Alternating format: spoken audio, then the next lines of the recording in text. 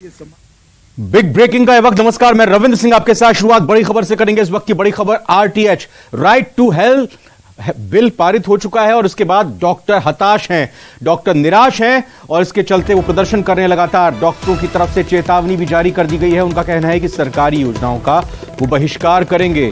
उन्होंने ये कहा है कि आंदोलन को और भी तेज किया जाएगा।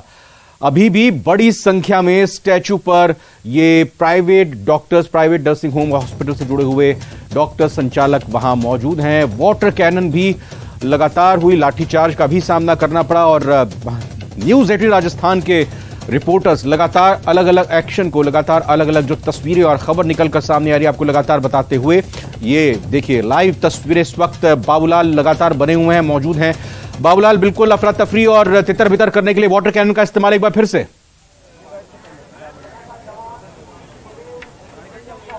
जी बिल्कुल, इस्तेमाल होते होते रह गया, मोर्चा संभाला हुआ। अभी भी जो आप देख सकते हैं कि वाटर कैनन के को पकड़ करके और काफी देर से पुलिस वाले खड़े थे। एक बार माहौल में कशीदगी आ गई थी, तनातनी का माहौल बन गया था, लेकिन पुलिस ने यहाँ पर संयम बरता। लेकिन जो डॉक्टर इधर उधर हो गए थे, तितर बितर हो रहे थे, जगह छोड़ रहे थे, वो वापस आकर के यहाँ पर जम गए हैं और फिर से इन्होंने ऐलान कर दिया कि जगह छोड़ करके नहीं जाएंगे, कुछ यहाँ से लेके ही जाएंगे। डॉक्टर सुनील गरसा हमारे साथ मौजूद हैं, जो कि कोऑर्डिनेटर हैं उपचार के, जो एसोसिएशन बना हुआ है उसके। डॉक्टर गरसा, अब क्या है? बिल तो पारित हो गया, हाथ तो खाली हैं आपके। देखिए, बिल पारित हो गया, ये बहुत ही दुर्भाग्यपूर्ण है। हमारा जो फिलहाल जो निर्णय है वो ये है कि स्ट्राइक हम कंटिन्यू करेंगे और हमारा जो एजिटेशन है, जो डेमोन्स्ट्रेशन है, उसको भी हम कंटिन्यू करेंगे। पेरिफेरी से जो डॉक्टर हैं, जो जयपुर के बाहर के डॉक्टर हैं, और डॉक्टरों के आने की सूचना है, और डॉक्टर शामिल होंगे। हो सकता है हमारा एजिटेशन जो है और तीव्र गति से और चलता रहे। ऐसे आंदोलन उग्र करेंगे। डॉक्टर जीएल शर्मा, क्या विकल्प बचे अब आपके पास में? आप गवर्नर साहब से भी मिल आए, कुछ उम्मीद है राजभवन से कि बिल पारित होने के बाद भी कुछ आपके लिए हो जाएगा? हम डॉक्टर हैं, पहले हम पीएमटी देते हैं, उसके बाद में प्रीपीजी देते हैं, फिर पीजी करते हैं। हमने जिंदगी में बहुत सारे एग्जाम पास करे हैं, तो ये एक छोटा सा एग्जाम है, इसको भी पास कर लेंगे। बहुत सारे विकल्प है हमारे पास में। हम सरकार को वापस बोलेंगे, निवेदन करेंगे, हिंसा का रास्ता अपनाएंगे, फूल देंगे। सरकार संवेदनशील है, मानेगी।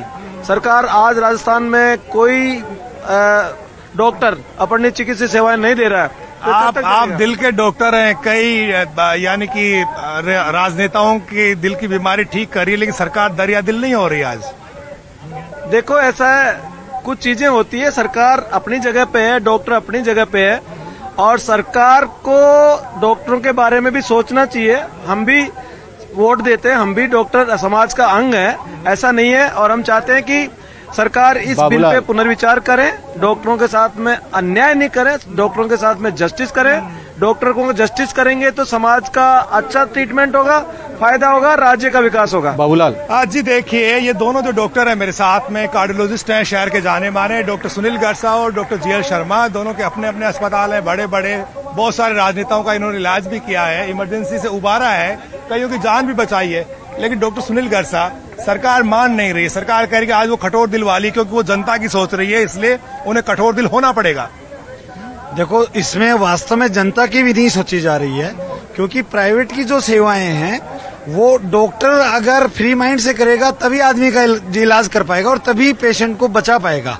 अगर आदमी हाथ बांध के या उसको डरा के इलाज करवाने का सोचेंगे तो डॉक्टर अपनी पूरी क्षमता का कैसे यूज कर पाएगा? डरा हुआ आदमी कैसे दूसरे को बचा पाएगा? अच्छा, ये बताइए, ये ऐलान कर रहे हैं यहाँ से कि कल फार्मेसी की जो शॉप्स है वो नहीं खुलेंगी, रेजिडेंट्स काम नहीं करेंगे, तमाम जो बिरादरियां जुटी हुई, मतलब आपसे एसोसिएट है, जितने भी वर्ग आपसे जुड़े हुए हैं, वो कार्य का बहिष्कार करेंगे। तो मरीजों की जान तो सांसद में डाल रहे हैं डॉक्टर साहब। आपका दिल क्या गवाही दे रहा है? मरीजों की जान पर जो गवाही नहीं दे रहा, एग्जैक्टली हमारा दिल गवाही नहीं दे रहा।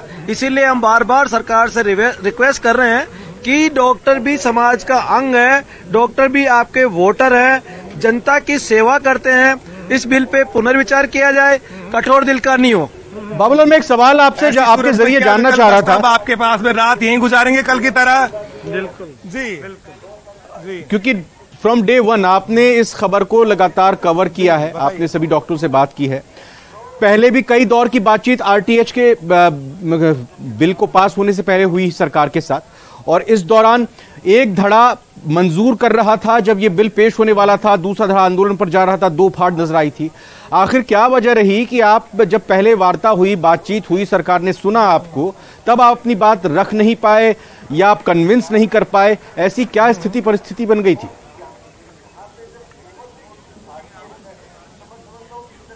जी देखिए, जो धड़ा सरकार के साथ संतुष्ट हो रहा था, उस धड़े के बहुत ही कम डॉक्टर अब यहाँ पर बचे हैं। यहाँ का जो एसोसिएशन है उसने ये कहा कि ये डॉक्टर सरकार के साथ मिल गए थे, लिहाजा हमारा इनसे कोई ताल्लुक नहीं है। दो फाड़ हो गया था एक वक्त ये आंदोलन, लेकिन उसके बाद में फिर से आंदोलन ने गति पकड़ी और फिर से यहाँ पर तमाम लोग आ गए। पिछले 2 दिन से 3 दिन से पूरा माहौल जयपुर में ही बन रहा है। एक बात बताइए, जब सरकार सेलेक्ट कमेटी में ये इसको ट्रांसफर किया था, चर्चा हो रही थी, तमाम आप लोग भी गए थे मंत्री से बात करने के लिए, तब तो बात बन गई थी। एक बार कहा कि हम आंदोलन वापस ले रहे हैं, फिर कौन सी बात थी जिसकी वजह से आप लोग आंदोलन पर मजबूर हुए? देखो, बिल हर डॉक्टर पे लागू होता है, नेताओं पे लागू नहीं होता है। तो अगर सारे डॉक्टर उस पर सहमत होते हैं तो नेता उसी हिसाब से चलते हैं।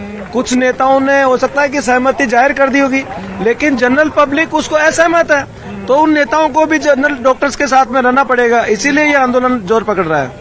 मतलब पहले कमजोर नेताओं के हाथ में कमान थी, फिर आपने मजबूत नेताओं के हाथ में कमान दे दी। अब लगता है आपको कि यहाँ कुछ लेके जाएंगे। बिल पारित कराने के बाद में अब चारा क्या? आप गवर्नर साहब के पास भी गए थे, उन्होंने क्या बोला आपको? ये वक्तव्य आपका है कमजोर और स्ट्रांग का। हमारा जो डॉक्टर वर्ग है वो जिसके साथ में है वो नेता है। कमजोर स्ट्रांग की बात नहीं है, यहाँ पे सब हमारे नेता है। और गवर्नर साहब से रिक्वेस्ट करने जनता आम पब्लिक राजस्थान की जाती है। आपको बोला क्या है गवर्नर साहब ने? आपके लिए आखिरी उम्मीदी किरण वो ही है, वो बिल्कुल लौटा सकते हैं सरकार के पास में, कुछ दिन और इसे डिले कर सकते हैं। कुछ लगा गवर्नर साहब को जब आपने बताया कि इन बिंदुओं पे हमें बहुत ज्यादा आपत्ति है और हमारे लिए अस्पताल चला पाना आसान नहीं होगा, भरोसा क्या दिया उन्होंने आपको? गवर्नर साहब ने बहुत ही संवेदनशीलता से और बहुत ही सहृदयता से हमारे से डेलीगेशन से बात करी और उन्होंने आश्वासन दिया है कि मैं दिखवाता हूँ, आपके साथ में अन्याय नहीं होने दूंगा। ये उन्होंने हमको प्रॉमिस किया है। तो गवर्नर से मिलकर के आए राजभवन में। ये कह रही है कि ये नोबल पेशा है, इसमें नफा नुकसान नहीं देखना चाहिए।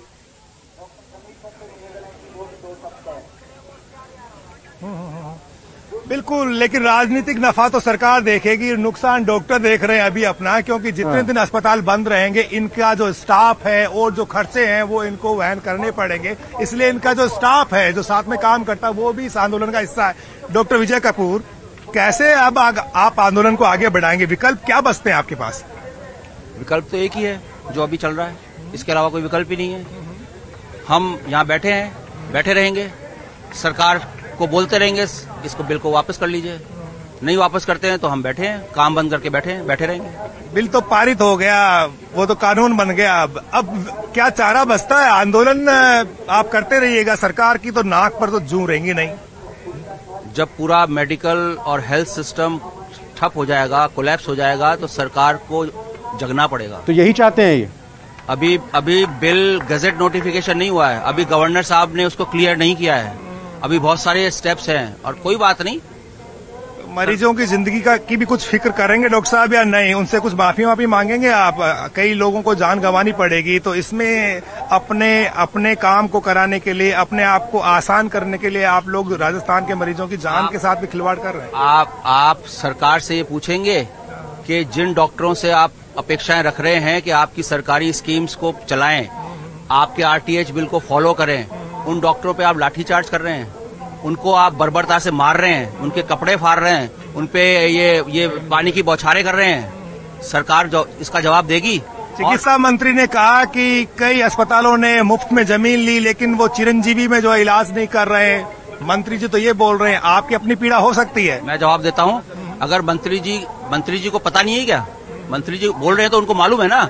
तो वो जो जिन अस्पतालों को आपने फ्री में जमीन दी है ना, मैं बोलता हूँ ना, आप वो 1 से 2% है, आप उन पे कार्रवाई करिए। अगर वो फॉलो नहीं कर रहे, आप उनको आरटीएच बिल के दायरे में ले आइए। वो 1%, आधे % अस्पताल हैं, आप जमीन नहीं मिलती है, फ्री में किसी को जमीन नहीं मिलती। और अगर सरकार बोल रही है तो सरकार में इतनी वो ताकत नहीं है कि उनको कंट्रोल कर सके। सरकार में सिर्फ फ्रीज में जमीन देने की वो है क्या बात? विरोध लगातार बरकरार है बाबूलाल, और अड़े हुए हैं ये डॉक्टर्स साफ तौर पर कि हर हाल में इस बिल को वापस करवाएंगे। फिलहाल अगली खबर का रुख करते हैं। दिल्ली से खबर आ रही है जहां पर बीजेपी का मंथन हो रहा है। राजस्थान बीजेपी सांसदों की अहम बैठक हो रही है। प्रदेश प्रभारी अरुण सिंह, संगठन महामंत्री चंद्रशेखर इसमें शामिल होंगे। प्रदेश अध्यक्ष सतीश पूनिया भी मौजूद रहेंगे इस मीटिंग में। बैठक में हिस्सा लेने सांसदों के पहुंचने का सिलसिला शुरू हो चुका है। सांसद रामचरण बोहरा, नरेंद्र कुमार स्वामी सुमेधानंद सरस्वती, निहाल चंद मेघवाल, सीपी जोशी, जसकौर मीणा पहुंचे हैं बैठक में हिस्सा लेने के लिए। संगठनात्मक कार्य योजना की इस मीटिंग में समीक्षा होगी। आगामी कार्य योजना पर भी चर्चा होगी। 2023 विधानसभा चुनाव के साथ साथ 2024 लोकसभा चुनाव को लेकर रूपरेखा तैयार की जाएगी। आज बीजेपी सांसद सीपी जोशी ने होली स्नेह मिलन समारोह का भी आयोजन किया है। तो 2023 और 2024 के ये 2 साल जब विधानसभा का सामना करना है बीजेपी को, तमाम राजनीतिक दलों को, और 2024 लोकसभा चुनाव, उसके मद्देनजर बहुत ही महत्वपूर्ण आज की मीटिंग नजर रहेगी कि आखिर क्या इस मीटिंग में चर्चा होती है। मुख्य तौर पर मंथन में बीजेपी सांसदों की इस मीटिंग में तमाम दिग्गज मौजूद हैं। लखवीर सिंह हमारे साथ जुड़ चुके हैं, दिल्ली संवाददाता, उनसे सीधा बात करेंगे। लखवीर, नेताओं के पहुंचने का सिलसिला शुरू हो चुका है और मीटिंग कब तक शुरू हो जाएगी? मुख्य तौर पर हमने बताया ही कि 2023 और 2024 को लेकर चर्चा होगी। जी बिल्कुल, 2023 और 2024 के चुनाव के मद्देनजर काफी महत्वपूर्ण बैठक है। सांसदों के पहुंचने का सिलसिला फिलहाल शुरू है। आप देखेंगे तस्वीरों में उदयपुर से सांसद अर्जुनलाल मीणा आपको तस्वीरों में दिखाई देंगे, जो कि इस वक्त पहुंचे हैं इस मीटिंग में हिस्सा लेने के लिए। इससे पहले पूर्व केंद्रीय मंत्री और सांसद निहाल चंद मेघवाल, सांसद सीपी जोशी, जसकौर मीणा, मनोज राजौरिया, रंजीता कोहली, रामचरण बोहरा, ये तमाम सांसद यहाँ पहुंचे हैं जो कि इस बैठक में हिस्सा लेंगे। हालांकि अभी प्रदेश अध्यक्ष सतीश पूनिया, प्रदेश प्रभारी अरुण सिंह, संगठन महामंत्री चंद्रशेखर के आने का इंतजार है, क्योंकि तमाम सांसद जो हैं वो फिलहाल पहुंचे नहीं है। एक एक करके सांसद आ रहे हैं। पूर्व केंद्रीय मंत्री और कर्नल राज्यवर्धन सिंह राठौड़ पहुंचे हैं। इस वक्त आप तस्वीरों में देखेंगे कि इस बैठक में हिस्सा लेने के लिए वो भी आए हैं और राज्यवर्धन सिंह राठौड़ आए हैं। उसके अलावा भी तमाम जो सांसद हैं वो लगातार पहुंच रहे हैं और इस बैठक का हिस्सा होंगे। राज्यवर्धन सिंह जी, आज महत्वपूर्ण बैठक है बीजेपी सांसदों की, क्या रूपरेखा तैयार होगी? सांसदों की क्या रूपरेखा तैयार होगी?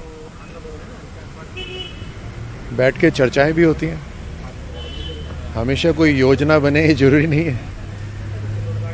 सब पार्लियामेंट में एक साथ मिलते हैं और शाम को एक साथ बैठकर राजस्थान से रिलेटेड जितने भी मुद्दे हैं, जिस तरह से अभी आप देखिए किस तरह डॉक्टर्स के ऊपर लाठीचार्ज हो रहा है बेरहमी से, व्यवस्था राजस्थान की सरकार संभाल नहीं पा रही, ना कोई नीति बना पा रही है, ना लागू कर पा रही है। तो ये सारी चिंताजनक विषय हैं जिनके ऊपर राजस्थान का हाल सुधारने के लिए चर्चा का विषय बनता है। गहलोत सरकार को घेरने की रणनीति तो बनाएंगी, लेकिन बीजेपी 2023 और 2024 के विधानसभा और लोकसभा चुनाव में कमल खिलाए, उसको लेकर भी महत्वपूर्ण बैठक है।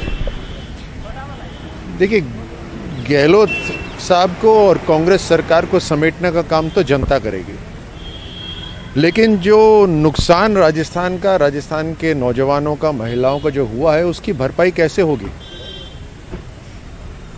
तो ये जब हम राजस्थान के बारे में सोचते हैं तो दर्द होता है और कहीं ना कहीं उसको सुधारना हम सभी का जिम्मा है, आप और हमारा सबका।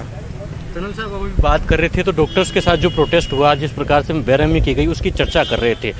तो लेकिन गहलोत साहब कहते हैं कि जिले बनाए गए हैं, उसका असर पड़ेगा, और जो बजट दिया है उसका असर पड़ेगा, सरकार रिपीट करेगी गहलोत सरकार, और आप कह रहे हैं कि बेरहमी हो रही है। गहलोत साहब ने जैसे प्लॉट बांटते हैं वैसे जिले बनाए हैं, ना साधन है ना सुविधा है, और बनाने का काम भी हम ही करेंगे। गहलोत साहब सिर्फ कागजी कार्रवाई कर रहे हैं कि ये ऐलान कर दिया साहब, इसी ऐलान से आप मुझे फिर से मुख्यमंत्री बना दो, फिर से कांग्रेस ले आओ। जो बाकी काम कुछ नहीं करा, घोषणाएं करी हैं। ये घोषणा करने वाली पार्टी है। गरीबी हटाओ से घोषणा करती आ रही है और आज तक गरीबी नहीं हटाई इन्होंने। 2014 में आकर प्रधानमंत्री मोदी जी ने मुफ्त राशन है, घर घर लोगों का घर बनाना है, पानी पहुंचाना, सारा काम हमने करा है। तो ये घोषणाओं वाली पार्टी है। अब गहलोत साहब उस रणनीति में कह रहे हैं भाई हमने तो घोषणा करी है। राजस्थान में चुनावी आगाज कब से करेंगे? एक्सक्लूसिव बातचीत के लिए बहुत बहुत शुक्रिया बीजेपी के सांसद राज्यवर्धन सिंह राठौड़, जो कि देखिए रविंद्र, जिस प्रकार से आज बैठक होनी है, बैठक शुरू होने से पहले राज्यवर्धन सिंह राठौड़ ने बातचीत की और उन तमाम बिंदुओं पर बात आया कि जिस प्रकार से गहलोत सरकार को घेरने की रणनीति तैयार की जाएगी, 2023 और 24 के लोकसभा और विधानसभा चुनाव में कैसे कमल खिले उसको लेकर चर्चा तो होगी। क्योंकि देखिए तमाम जो सांसद है वो एक साथ बैठेंगे। सांसद जो है वो बहुत महत्वपूर्ण कड़ी होता है केंद्रीय नेतृत्व और प्रदेश नेतृत्व और तमाम कार्यकर्ताओं के बीच में जोड़ने के लिए, तमाम जो मैसेजेस हैं उनको डिलीवर करने के लिए। और सबसे महत्वपूर्ण बात यह है कि मोदी सरकार की जितनी भी जन कल्याणकारी योजनाएं हैं उनको कैसे प्रदेश में उतारा जाए, एक एक आम जन तक पहुंचाया जाए, ये भारतीय जनता पार्टी चाहती है। और यही कारण है कि प्रदेश अध्यक्ष सतीश पूनिया और संगठन महामंत्री चंद्रशेखर पूरा खाका तैयार करके आए हैं।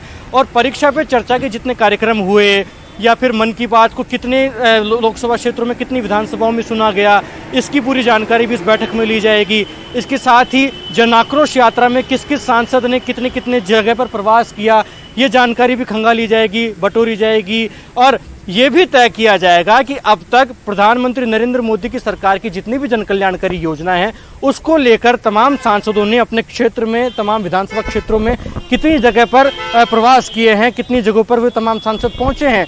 तो ये देखिए तमाम जो सांसद हैं वो लगातार पहुंच रहे हैं, पहुंचने का सिलसिला जारी है। राजसमंद से सांसद दिया कुमारी पहुंची हैं, तस्वीरें दिखाऊंगा। दिया कुमारी इस वक्त पहुंची हैं जो कि इस बैठक का हिस्सा लेंगी, इस बैठक में शरीक होंगी। दिया कुमारी को आप तस्वीरों में देखेंगे कि राजसमंद की सांसद दिया कुमारी बैठक में शामिल होने आई हैं और इस बैठक में हिस्सा लेते हुए जाती हुई सांसद दिया कुमारी। तो तमाम जो सांसद हैं वो लगातार एक एक करके पहुंच रहे हैं। रविंद्र, हालांकि प्रदेश अध्यक्ष और संगठन महामंत्री के आने का इंतजार है, प्रदेश प्रभारी के आने का इंतजार है। संभवतः कयास ये लगाया जा रहा है कि तीनों जो जानना चाह रहा था आपसे, जो लगातार राजस्थान की राजनीतिक सरगर्मी और खबरों पर आप नजर रखते हैं, बीजेपी का जो एक तरीका होता है इलेक्शन मैनेजमेंट का, उसमें हम ये चीज देखते हैं कि चाहे अमित शाह हो या बात अगर कर लें हम उनके अध्यक्ष जेपी नड्डा की, तो जो चुनाव वाले राज्य हैं, चाहे हम कर्नाटक की बात कर लें या दूसरी तरफ हम इधर बिहार की बात कर लें या और ऐसे मध्य प्रदेश के राज्य की बात कर लें, महाराष्ट्र की बात कर लें, वहां पर उनके दौरे बीच बीच में होते रहते हैं, लगते रहते हैं, ताकि जनता की नब्ज पता चलती रहे। इस लिहाज से भी क्या आज माना जाए कि ये एक पूरा प्लान बनाया जाएगा और आगे नेताओं के दौरों को तारीखों के हिसाब से, वक्त के हिसाब से पूरी तरह से प्लान किया जाएगा?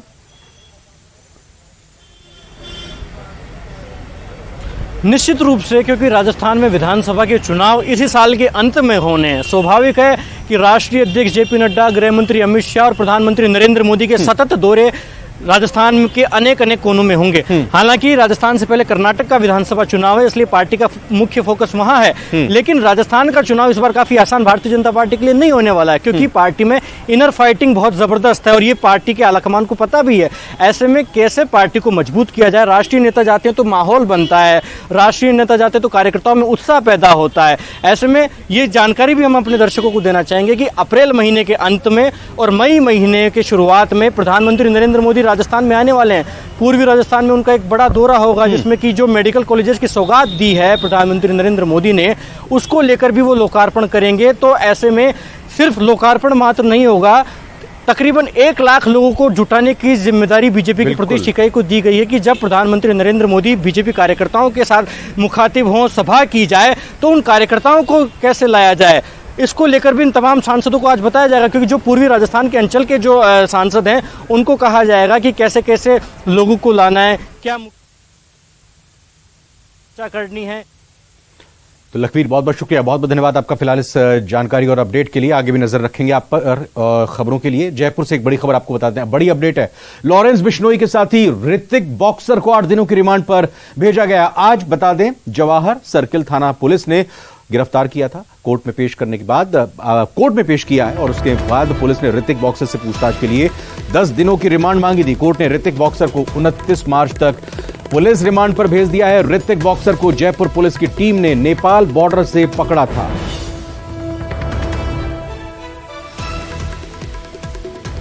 तो जयपुर से इस वक्त की बड़ी अपडेट है, बड़ी खबर है। लॉरेंस बिश्नोई के साथी ऋतिक बॉक्सर को 8 दिन की रिमांड पर भेजा गया है। जवाहरलाल सर्किल थाना पुलिस ने कोर्ट में पेश किया था। पुलिस ने ऋतिक बॉक्सर से पूछताछ के लिए 10 दिन की रिमांड मांगी थी कोर्ट ने। ऋतिक बॉक्सर को 29 मार्च तक पुलिस रिमांड पर भेजा है। अब पुलिस जानकारी हासिल करने की पूरी कोशिश करेगी। क्लब पे ओनर पे जो फायरिंग हुई थी जी क्लब पे, उस प्रकरण के अंदर अपने गैंगस्टर ऋतिक बॉक्सर जिसपे 1 लाख का इनाम था, उसको कल पुलिस द्वारा गिरफ्तार किया गया था। आज अनुसंधान अधिकारी द्वारा उसको न्यायालय में पेश कर 10 दिन का रिमांड मांगा गया था, जिसमें 29 तारीख तक के लिए रिमांड को सौंपा गया है। इसमें एक विशेष अनुसंधान दल गठित है जो इससे गहनता से पूछताछ कर रहा है कि उक्त जो जयपुर शहर में रंगदारी करने के लिए जो इन्होंने अटेम्प्ट किए थे, कुछ कॉल्स किए थे, उसमें किस किस का सहयोग रहा तथा फरारी के दौरान में किस किस व्यक्ति ने इसको सहयोग किया है, उन सभी को चिन्हित करके इनके विरुद्ध कार्रवाई की जा सके। जयपुर के बाद बिग ब्रेकिंग भरतपुर से आ रही है, जहां पर छात्रों से भरी एक पिकअप गाड़ी पलट गई है। 2 दर्जन के करीब छात्र इसमें घायल हो गए। धर्मशाला गांव से पिकअप में सवार होकर परीक्षा देने के लिए कामा जा रहे थे। करीब आधा दर्जन छात्र गंभीर रूप से घायल हो गए हैं। घायल छात्रों को कामा के अस्पताल में भर्ती किया गया है। तो छात्रों से भरी हुई थी एक पिकअप गाड़ी, ये पलट गई है और इसके कारण छात्र घायल हो गए। 2 दर्जन के करीब ये छात्र घायल हुए हैं। धर्मशाला गांव से पिकअप में सवार होकर परीक्षा देने के लिए कामा जा रहे थे। आधा दर्जन छात्र गंभीर रूप से घायल हुए हैं। अस्पताल में फिलहाल इलाज चल रहा है। अस्पताल की तस्वीरें आप देख सकते हैं। वहां पर पुलिस भी पूरे मामले की छानबीन के लिए पहुंची।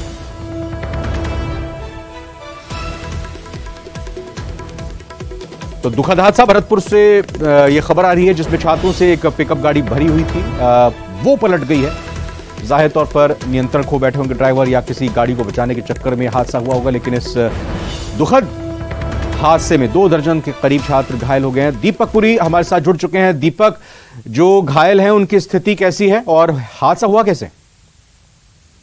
देखिए, भरतपुर जिले के कामा में ये बड़ा हादसा हुआ है, जहां पर छात्रों से जो भरी पिकअप है वो अनियंत्रित होकर के सड़क पर पलटी और उसके बाद में जो उसमें बच्चे सवार थे वो करीब 2 दर्जन से अधिक बच्चे गंभीर रूप से घायल हुए हैं, जिनमें से 6 बच्चों को जिला अस्पताल के लिए रेफर किया गया है और बाकी के जो घायल बच्चे हैं उनको कामा अस्पताल में उनका इलाज जारी है। और उस घटना के बाद में जो प्रशासनिक सिस्टम है वो पूरा सक्रिय हो गया।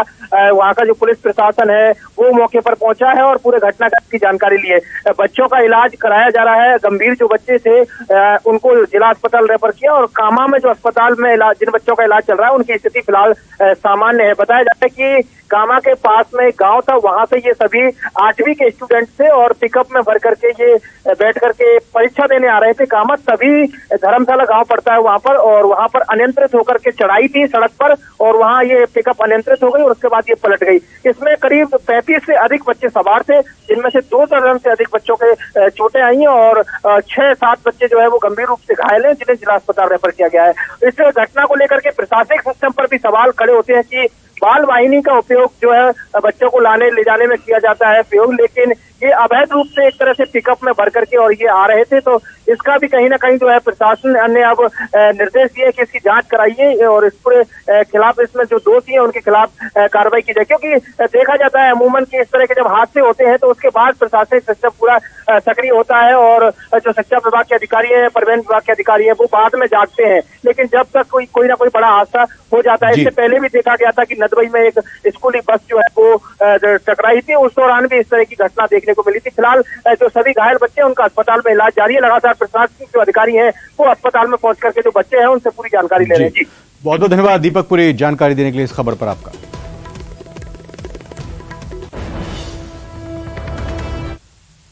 बिग ब्रेकिंग के इस बुलेटिन में फिलहाल इतना ही। आप बने रहिए न्यूज़ 18 राजस्थान के साथ।